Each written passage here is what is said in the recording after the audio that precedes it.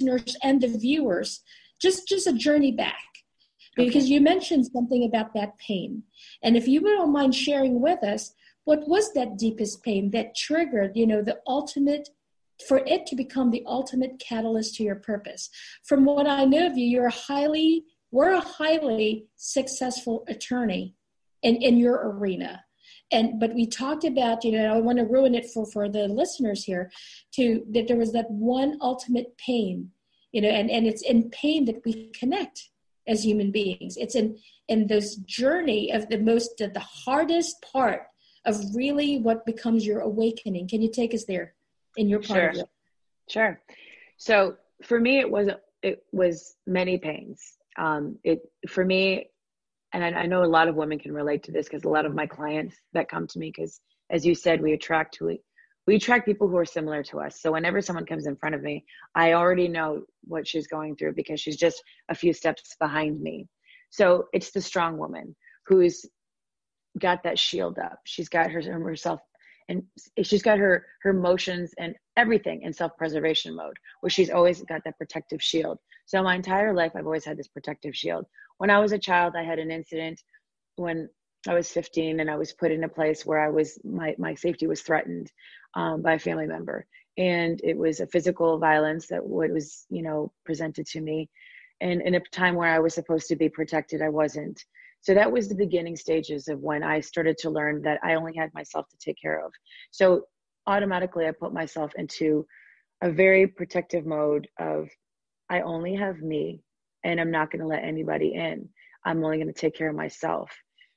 Based upon that, my entire life, I just kept that pain hidden, but I wore it as a victim. I'm like, this is what happened to me. This is my story. This is my victimhood. Somebody took my safety away from me. And I wore it up until I was about 25, because I thought that's what I was supposed to do. I was supposed to live in the pain all the time. And that was supposed to be what I did. And then I started realizing I needed to release some of this pain, but I didn't do it really the way you're supposed to do it. I just did a little bit of it by talking about it, but I kept it hidden, because being strong, being my protector, living in my masculine energy was the only thing I knew to do at the time, because we didn't talk about this stuff. Nobody talked about your pain. I couldn't go to anybody. I couldn't go to anybody to say, you hurt me. This is what happened to me. Instead, I had to find a way to cope with it. And as a child, you're not conditioned to do that. You go to your parents for help, and I couldn't do that. So as I got older, I just buried the pain. I ended up attracting somebody who was providing security and safety for me. That was my ex-husband. So we were married, and I ended up marrying somebody who unfortunately was someone who could reproduce the pain for me. And that's what we know. So we go to that. And the deepest, darkest time for me was when I had a moment in a yoga class, believe it or not. I'd only done maybe 3 or 4 yoga whatever you want, sessions at that time. But I finally had a breaking moment where my marriage I knew was coming to an end, or there was something that had to happen. And I was in this class that I didn't know what the hell I was doing either. I was in there because they were filming it for TV, and I wanted to be on TV. But my girlfriend was running the class, and we were going up and down, and all I could think about was, when this stupid class is going to end, because it wasn't my thing. I lift weights. But there was a moment where they put us in like this yoga pose. It was called the frog. And I was in this pose, and I'm like, why does this hurt so much? And I had no idea what was happening to me. And if anybody's done yoga, they know this pose is ridiculously hard. My hips started to hurt. I was like, what is happening to me? This physical pain was like killing me. I put my head down, but I'm such a person of pushing through things, because that's what I was raised to do. I push through pain. I push through things. I don't ever just sit in it. I just push. But I'm in this moment, and all of a sudden this physical pain turned to like this emotional pain. I'll never forget this. And I couldn't decipher between the two of them. What was physical, what was emotional? But I just started crying. The woman was like, are you living the life you want to live? Are you living the same day over? And I'm like, shit, that's me. I'm like, I'm this attorney. I'd given up so much of my life. I became a mom. I'm like, what is wrong with my life right now? Why is my life like crap? I was just thinking. I had everything. But in that moment, all the pain that I had been storing up was unleashing in front of me. I just started crying nonstop, sobbing, and snot was running down my nose. I mean, it was the ugliest cry ever. No one could really see, but they could hear me. My head was planted in this foam block, and I was just crying and sweating and crying. And the class had ended and I was still crying, and people realized I was crying at that moment. They just kept rubbing my back, coming up to me and saying, you know, be in the peace. And everything flashed before me. All the pain that I had hidden, all the pain that I had suppressed, everything that I thought that I was supposed to be became my facade. I'm like, girl, you're bullshitting your life. Like, you're pretending. Like, all the shit that you had, all the fancy trips, all the Louis Vuittons, all the material things that I had, everything that I had worked for and achieved, like my entire life was flashing before me. Like, what did it all really mean? I was not living what I wanted to do. I was just doing what I was supposed to do. Like, it was just this moment for me where things just, I needed that moment. I needed that moment to say, wake up, something is going on with you, wake up. And everybody's moment's different because we all need like something to push us over the edge. That for me was a push over the edge. I came home that day.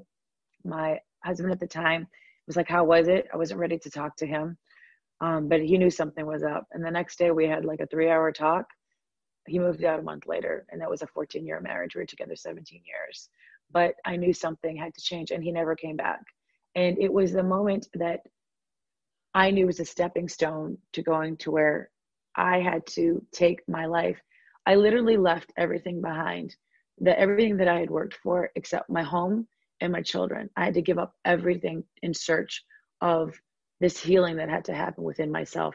I was so lost, but I had so much pain that was surfacing. I didn't know how to handle it. I went to a therapist. I went to a healer. I went to anybody that could help me. I was an overachiever. I wanted to have everything happen right away. But this is the type of pain that everybody has. Everybody out there hides this type of pain. And it's the most destructive thing because it stops you from living your true life, your true self, your true purpose, because you're using things to satiate the pain. Mine was shopping. Mine was so many different things where I was just trying to numb myself within what was happening within me. And when I started releasing the pain, I wanted to just fix my marriage. But unfortunately, that's not how pain works. And healing, everything starts surfacing. The childhood pain, the pain from people teasing me, the pain from, whatever pain I had stuffed it deep inside of me where I didn't think it was affecting me, but it was affecting every decision I made. It was affecting everything I was doing. It was me seeking validation, approval. All the things that I wanted to do was through this pain. And it was not directing me to what my purpose was, my true self, because I was hiding behind it. So that was the beginning stages. And I know and unless you actually know what I'm talking about, unless you know about, losing a loved one hurting you, not having protection, not having safety, seeking this love and security, all the things that I needed as a child, I was seeking as an adult because of this unhealed pain. So my journey then started with my husband moving out, but that was just a byproduct of what was happening to me. I was living not a life that I truly wanted to, but if Facebook thought I was, I was living this pretend life of perfectness, that's not even a word, but I was living this perfect life that everybody thought she's got it together. She's got everything.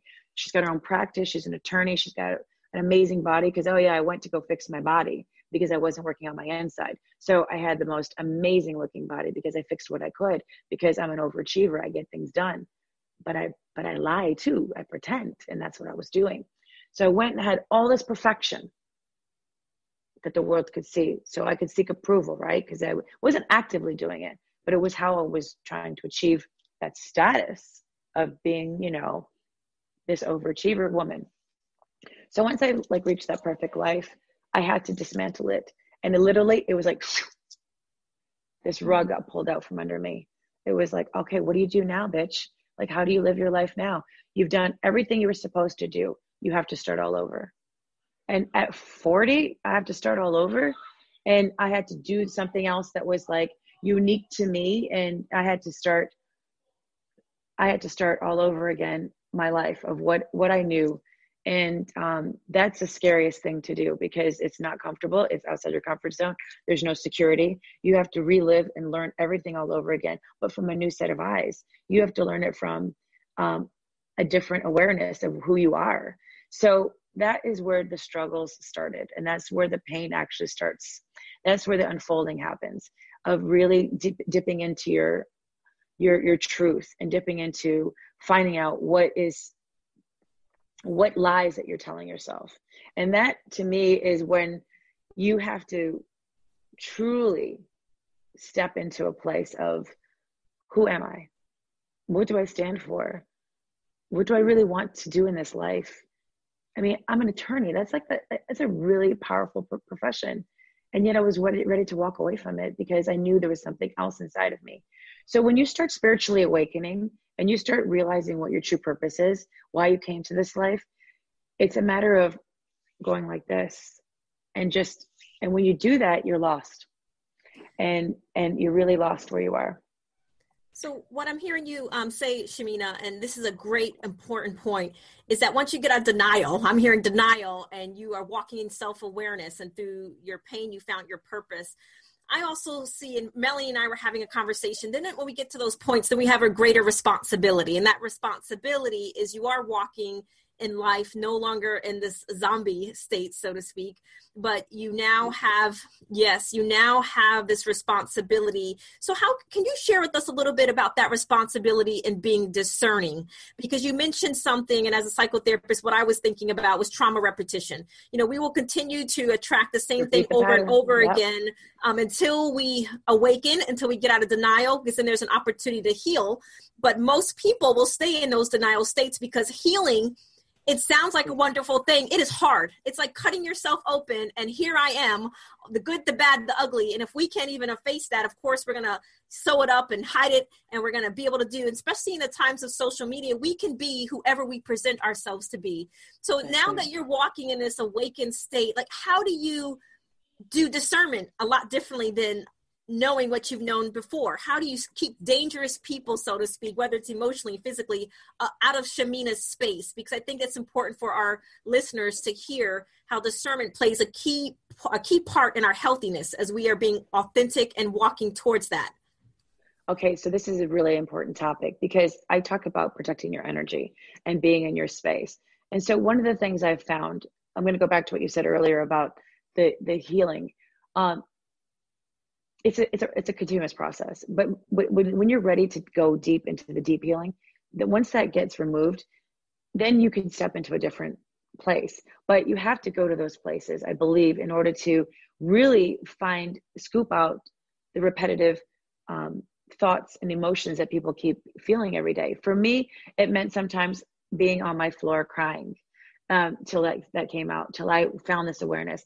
What I find now is that I notice that if I'm triggered for something, I live a very detached, and I live by a detachment attachment. So I realize if I'm triggered by something someone said to me or an event, I don't go there and blame the person anymore, which I did in the past. What I do now is I say, what emotion is coming up with me? Because it doesn't matter what that person's saying, really, because they could say anything they want to. It's their right. My right is how I respond to it now. So I'm taking ownership for my emotions now. So that's the change in me, because I realize now that I'm the only person that can determine how I am going to feel. You are the only person. You are the only one. You can't say, well, why did you make me feel like this? You are the only person. So for me now, I decide, what is it that emotion is triggering in me? So then I go within. I'm like, there's a place for healing for me. There's a place to cure something that's coming up. So I can stop repeating that pattern. So I go in there, I find I look at it, and then I find the awareness, and I decide, what is it that I need to clear? And I go back to the memory of what, can you give me 1 second? Janie, what about this conversation? You know, I think it's so important, that, especially when we have people who have made it through the storms and they are on the battleground, that we can look back and understand their journey and understand how they got to that place, because those are the lessons and the journeys that we learn. So we are so appreciative of Shamina being able to take us through those trenches and showing us that healing and dealing with pain is not just a 1, 2, 3. I mean, it's getting your hands dirty. It's getting through that journey. So, you know, we are so